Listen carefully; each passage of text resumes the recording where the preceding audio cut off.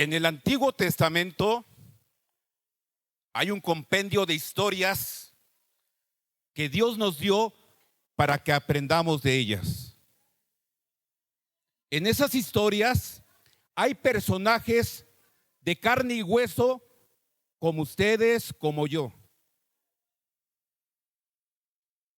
Pablo dijo en 1 Corintios 10:11, y estas cosas les acontecieron como ejemplo y están escritas para amonestarnos a nosotros, a quienes han alcanzado los fines de los siglos.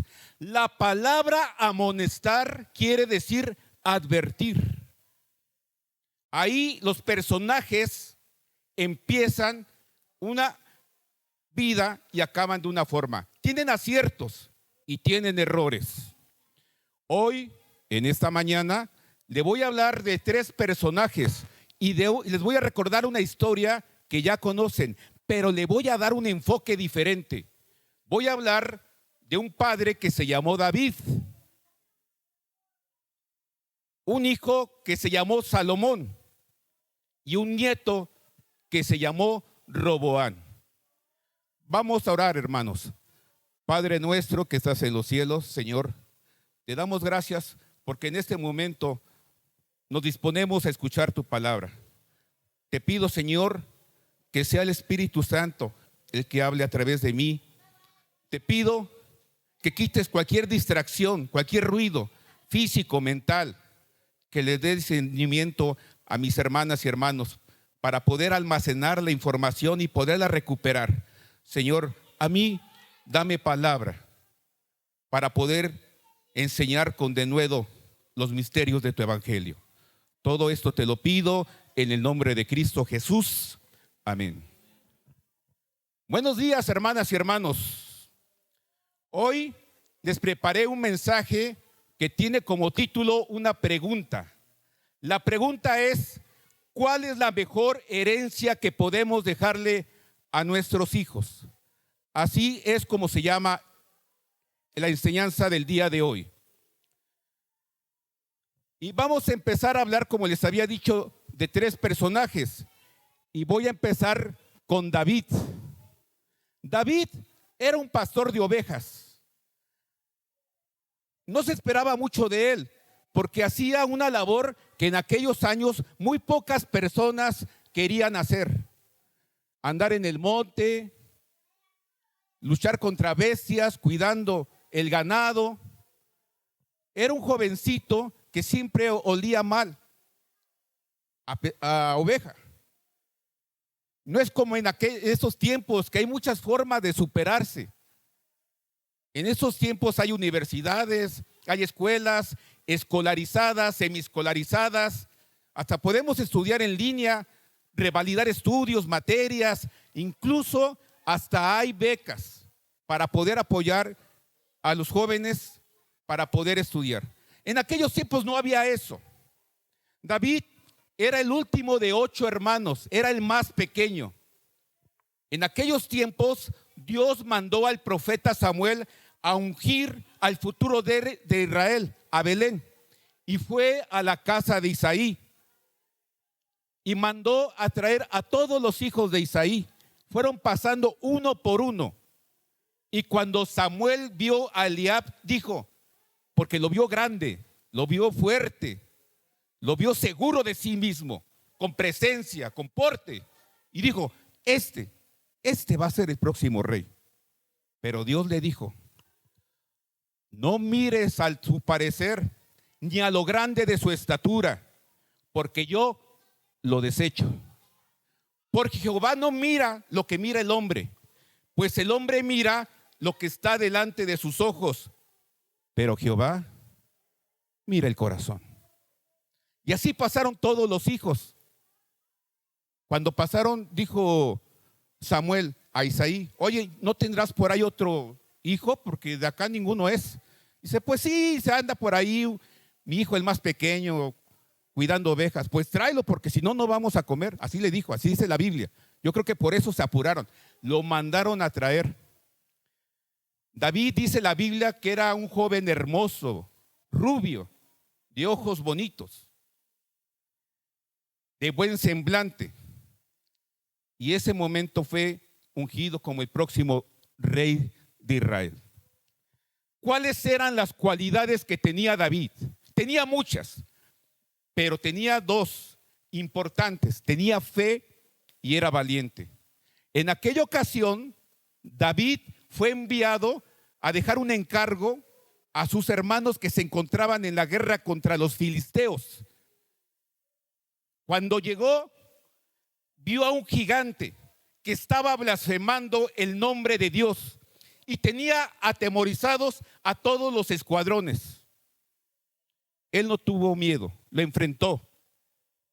Le dijo: tú vienes a mí con espada y lanza y jabalina, mas yo vengo a ti en el nombre de Jehová de los ejércitos, el Dios de los escuadrones de Israel, a quien tú has provocado.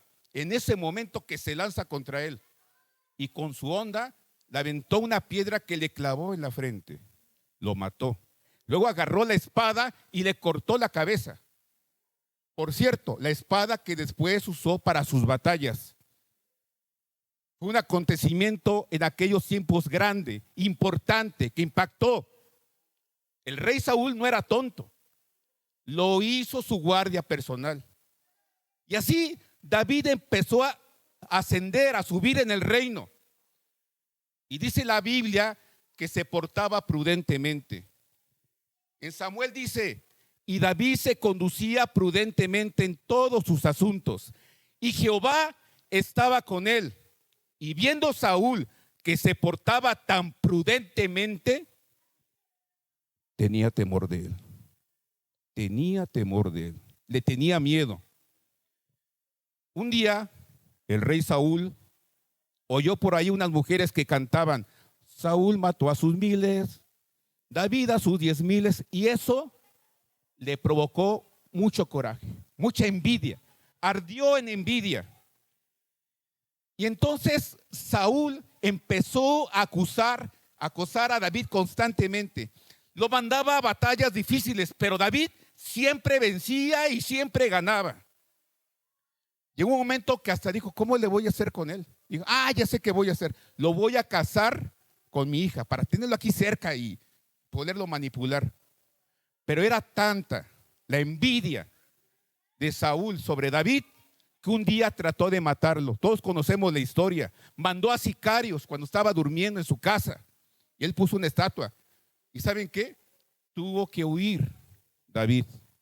Dice la Biblia que Saúl persiguió a David como una pulga en el desierto. David perdió todo. Perdió su casa, perdió su familia, perdió su posición dentro del reino y se fue a vivir a una cueva con varios hombres que también estaban huyendo. Hombres endeudados que habían hecho algo. Allí hizo su pequeño ejército. Y en esa situación David compuso varios salmos que nos han servido para fortalecernos en momentos difíciles, como por ejemplo el Salmo 57, que dice: ten misericordia de mí, oh Dios, ten misericordia de mí, porque ti ha confiado mi alma, y en la sombra de tus alas me ampararé hasta que pasen mis quebrantos. Pero Saúl y sus hijos fueron victimizados, fueron victimados por los filisteos. Y ahí se empezó a cumplir la promesa de Dios. Vino el pueblo de la tierra con David y lo puso como su rey. Eso aconteció cuando David ya tenía 30 años. 30 años empezó a reinar David. Jóvenes, oigan esto. Lo que les estoy platicando, lo que les acabo de platicar, pasaron más o menos como de los 15, 20, 25 años. David fue un rey de guerra porque los pueblos de alrededor siempre molestaban a Israel. Fue un hombre valiente, de guerra.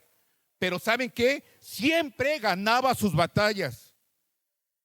Por una razón: porque siempre consultaba a Dios. En Primera de Samuel lo podemos ver que dice: dieron aviso a David diciendo: he aquí los filisteos combaten a Keila y roban las eras. Y David consultó a Jehová diciendo: ¿iré a atacar a los filisteos? Y Jehová le dijo: sí, ve, ataca a los filisteos y libra a Keila. Dios hizo pacto con David también. En 2 de Samuel 7:16 dice: y será afirmada tu casa y tu reino para siempre delante de tu rostro, y tu trono será estable eternamente. Reino eterno. Por eso Jesucristo es descendiente ¿de quién? Jesucristo se sentará en el trono ¿de quién? De David. Por eso Jesucristo se le llamó hijo ¿de quién? De David. Ahí está la genealogía en San Mateo. Sin embargo, David cayó en pecado, y muy grave. Lo podemos ver en el libro de la 2 de Samuel 11 y 12. Pero ¿saben qué? David se arrepintió. Se arrepintió.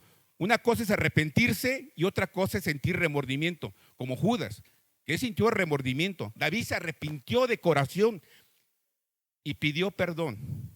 ¿Y saben qué? Tuvo un fuerte castigo en su familia, un fuerte castigo. En Salmo 51 podemos ver lo que escribió en esa etapa oscura de su vida. Dice: ten piedad de mí, oh Dios, conforme a tu misericordia, conforme a la multitud de tus pecados, borra mis rebeliones.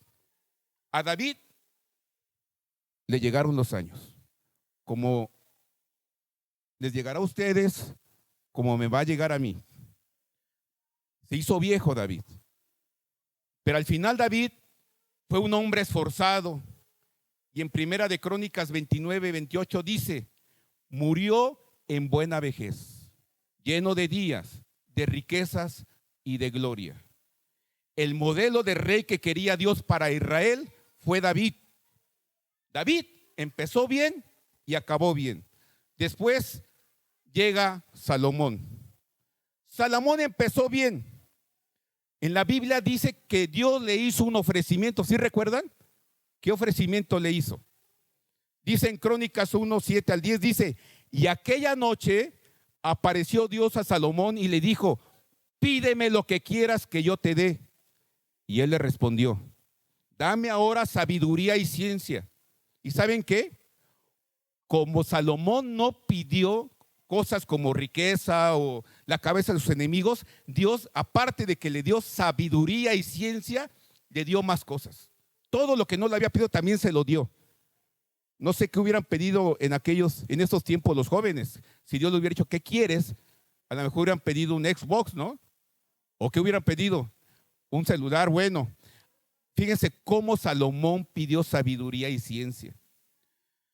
Por eso Salomón fue un hombre muy sabio y escribió libros como Proverbios, Cantares. Proverbios que escribió 30 o 29, estamos seguros que escribió de los versículos, porque los demás fueron sacados de los varones de Ezequías. Por eso en Proverbios, ¿saben a quién se lo escribió? A su hijo. Por eso dice en Proverbios: hijo mío, no te apartes de mi ley, y tu corazón guarde mis mandamientos, porque largura de días y años de vida y paz te aumentarán. ¿Cuánto de nosotros le hemos escrito una carta a nuestros hijos? Muy bien, dice Arturo Kell, qué bueno. ¿Cuántas veces le hemos escrito advertencias de lo que deben hacer y lo que no deben de hacer? Salomón edificó y tuvo el privilegio de hacer la casa de Jehová, como se narra en Primera de Reyes 6. Dice: en el año 480 después que los hijos de Israel salieron de Egipto, el cuarto año del principio del reino de Salomón sobre Israel, en el mes de Sif, que es el mes segundo, comenzó él a edificar la casa de Jehová. La Biblia también describe la prosperidad de Salomón. Salomón tuvo mucha riqueza y mucha paz. Dice la Biblia que Salomón señoreaba sobre todos los reinos, desde el Éufrates hasta la tierra de los filisteos y el límite con Egipto, y traían presentes y sirvieron a Salomón todos los días que vivió, y la provisión de Salomón para cada día era de 30 coros de flor de harina, 60 coros de harina, 10 bueyes gordos, 20 bueyes de pasto y 100 ovejas, sin los siervos, gacelas, corzos y aves gordas, porque él señoreaba en toda la región al oeste del Éufrates, desde Tifsa hasta Gaza, sobre todos los reyes al oeste del Éufrates, y tuvo paz, repito esto, y tuvo paz por todos lados alrededor del mundo. Y Judá e Israel vivían seguros, cada uno debajo de su parra y debajo de su higuera, desde Dan hasta Berseba, todos los días de Salomón. Por eso, ese es el modelo del reino mesiánico, el cual así será cuando el Rey de Reyes y el Señor de Señores se siente en su trono. Ese modelo de paz, de seguridad, de tranquilidad, de prosperidad, que hoy nos hace mucha falta en estos días. No nomás en el país, en el mundo. Pero,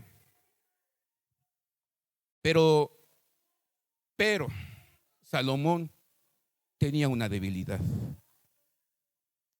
Tuvo muchas mujeres extranjeras. Dice la Biblia que el rey Salomón amó, además de la hija del faraón, a muchas mujeres extranjeras, a las de Moab, a las de Amón, a las de Edom, a las de Sidón y a las heteas, gente de las cuales Jehová había dicho a los hijos de Israel: no os llegaréis a ellas, ni ellas se llegarán a vosotros, porque ciertamente harán inclinar vuestros corazones tras sus dioses. A estas pues se juntó Salomón con amor, y tuvo 700 mujeres reinas y 300 concubinas. Y sus mujeres desviaron su corazón. Salomón empezó bien y acabó mal. Vamos con la tercera generación, Roboán. Cuando Roboán recibe el reino sometido, porque su padre Salomón le había puesto muchos pesares, impuestos a Israel. Y el pueblo estaba sometido cuando toma el reino. Y ellos le decían: tu padre agravó nuestro yugo, mas ahora disminuye tú algo de la dura servidumbre de tu padre y del yugo pesado que puso sobre nosotros, y te serviremos. Y les dijo él: váyanse, déjenme pensarlo, a ver qué les resuelvo. Como quien dice, le dijo: échanos la mano, quítanos un poco de tantas cosas que nos ha puesto tu padre, impuestos, castigos.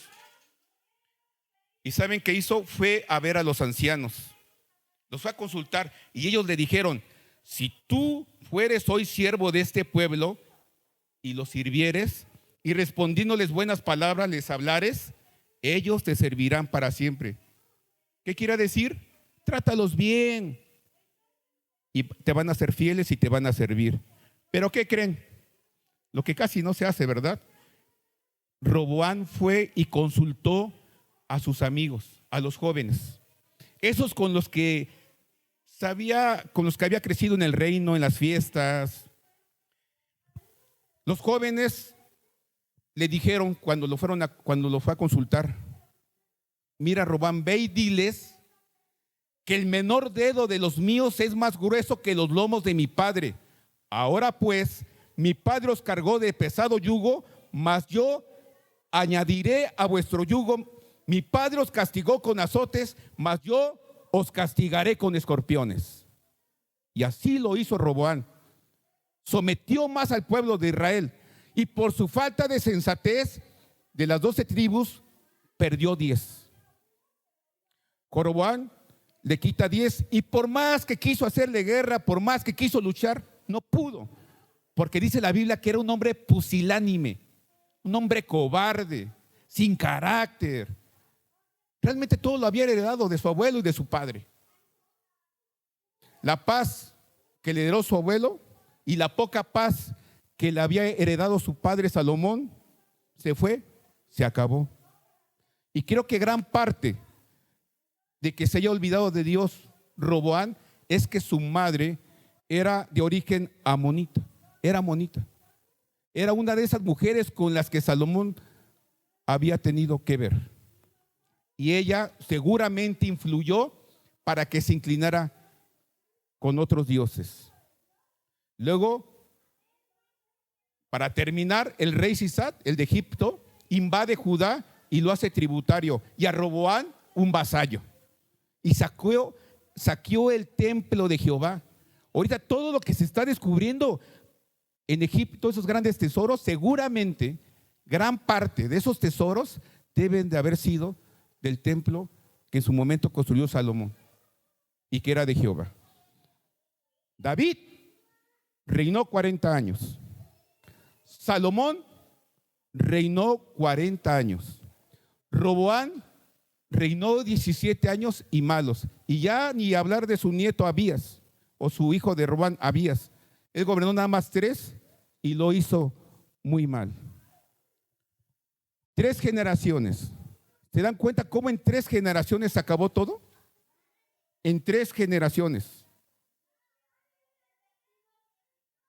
Vamos con el presente. Hoy el presente.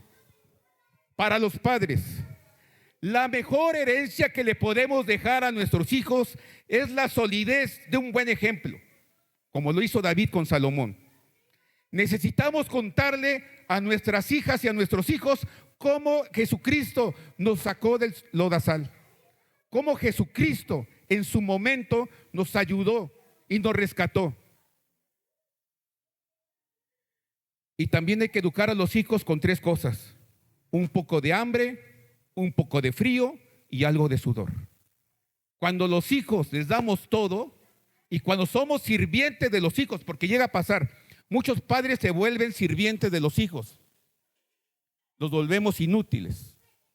Cuando les vamos quitando los obstáculos, los volvemos dependientes. A los hijos les podemos heredar una casa, les podemos heredar un auto, una cuenta bancaria grande de mucho dinero. Pero si no le heredamos principios y una solidez basada en el temor de Dios, todo lo demás lo pueden perder. Aquí lo vemos muy claramente en el ejemplo. Cómo en su momento, en esas 3 generaciones, Roboán aprendió de los últimos días de Salomón. Para los hijos, para los jóvenes que aquí están presentes, tenemos que tener convicciones propias, convicciones personales. Cuando hagamos algo, no pensemos qué va a decir mi papá, qué va a decir mi mamá o qué va a decir el pastor. No, piensa, ¿qué es lo que pensará Dios de lo que estoy haciendo? ¿Me conviene o no me conviene? Muchos de los jóvenes viven con convicciones prestadas, porque el padre puede ser honesto, amante de Dios, trabajador, hombre cabal, pero ¿qué pasa si en su momento hay gente que luego a los jóvenes los tratan bien? Pero ¿saben por qué los tratan bien? Por la figura de sus padres. No por ti, sino por tu padre, por tu madre, por lo que son. Ten convicciones propias. No vivas con la figura de ellos. Los hijos también debemos de valorar lo que hicieron nuestros padres. El momento en cómo nos están encaminando por el camino de Dios. Lo poco, mucho que nos dieron. La paz, jóvenes, y la prosperidad no va a continuar en un futuro si no la buscas y si no te acercas a Dios. Y por eso, aquí en la iglesia, siempre hacemos cosas para los jóvenes. Por eso el campamento juvenil. Por eso la actividad del 15 de septiembre, de enseñarle a los jóvenes cómo se puede convivir y disfrutar de una forma sana, divertida. Por eso siempre se les está invitando, incitando para que vayan los sábados a la reunión de jóvenes, para que convivan con otros jóvenes cristianos como ellos, para que aprendan de la palabra. Hay muchas iglesias, incluso puedo decir que acá en Tehuacán, porque las conozco, que son como pueblos fantasmas, iglesias fantasmas, de aquellas iglesias que en su momento, en los 80, 70 fueron grandes, 150, 200 que se congregaban, y ahora ya nada más llegan 20, 25 y son gente ya grande de edad. Y alguno que otro de sus hijos, los nietos ya no van más. ¿Y saben por qué? Porque no supieron transmitir la fe. No queremos que pase esto o que pase esto en nuestra iglesia, Vida Nueva. ¿Y saben qué?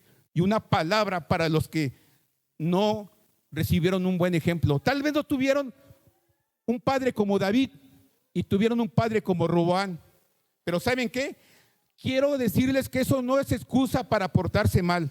No se refugien en el mal ejemplo de sus padres.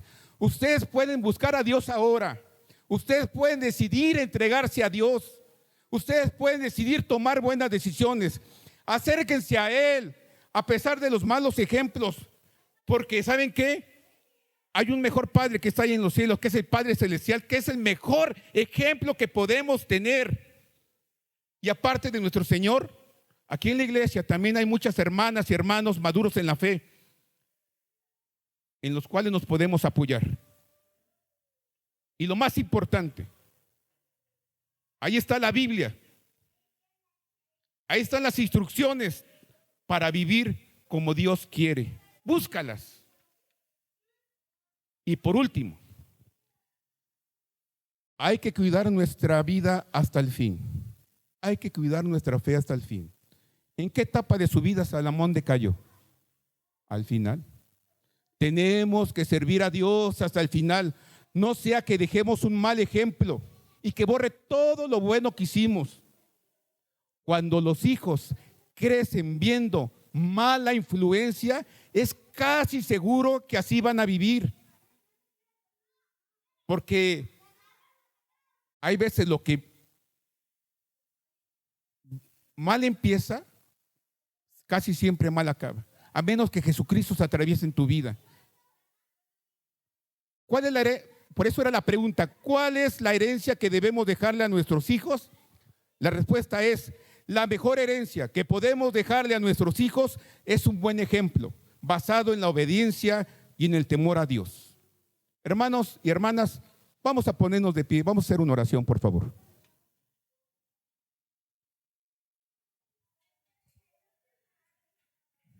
Padre nuestro que estás en los cielos, Señor, te damos muchas gracias por estar aquí reunidos.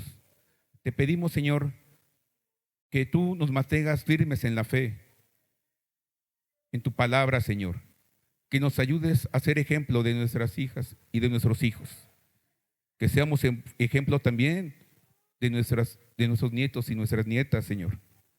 Como hijos, Señor, te pedimos, Señor, que nos ayudes a tener convicciones propias para poder seguir firme en tu palabra, Señor. Te pido, Señor, que tú nos cuides y nos bendigas, Señor. Que la iglesia que apenas está floreciendo, que estamos creando, Señor, que rinda grandes frutos, Señor. Te pedimos, Señor, también que protejas y que sepamos guiar nuestras futuras generaciones. Queremos tener generaciones exitosas en la fe y en todos los aspectos. Todo esto te lo pedimos en el nombre de Cristo Jesús. Amén. Así inclinados los rostros, por favor. Vamos un minuto nada más. Hemos escuchado la palabra del Señor en este momento. A lo mejor hace tiempo no sabíamos sobre estos conceptos. La Biblia nos enseña cómo vivir y cómo poder educar a nuestros hijos y cómo poder ser mejores personas. Podemos en este momento tomar una decisión de aceptar a Jesucristo en nuestro corazón, arrepentirnos de lo que hicimos, primeramente reconocer la condición que tenemos de pecadores, reconocer que sin Él no somos nada. aceptar que Él murió por nuestros pecados, hoy podemos abrirle la puerta de nuestro corazón. ¿Habrá alguien aquí en esta tarde que quiera aceptar a Jesucristo en su corazón? ¿Habrá alguien que diga: yo quiero abrirle la puerta de mi corazón, quiero ser mejor hija, mejor padre, quiero vivir como Cristo y como la Biblia dice? ¿Habrá alguien aquí en esta tarde? Si hay alguien, pido por favor que alce su mano. No le vamos a pedir que... Gracias a Dios, gracias Señor. ¿Habrá alguien que quiera alzar su mano? Gracias Señor, gracias. Muchas gracias por estas personas. ¿Habrá otra persona que quiera aceptar a Jesucristo en su corazón? No lo vamos a pasar enfrente, nomás queremos que alce su mano para poder identificarlo. Gracias, muy amable. Y poder orar por ellos. Gracias, muchas gracias. Bendito sea Señor, bendito. Vamos a orar. Padre nuestro que estás en los cielos, Señor, te damos gracias por estar reunidos en esta tarde. Te pido que tú pongas lo mejor de nuestros corazones y ponemos estas almas que hoy recibieron a Cristo en tu corazón, en tus pies, Señor. Cuídanos y bendícenos. Todo eso te lo pedimos en el nombre de Cristo Jesús. Amén. Pueden tomar asiento, hermanos, por favor.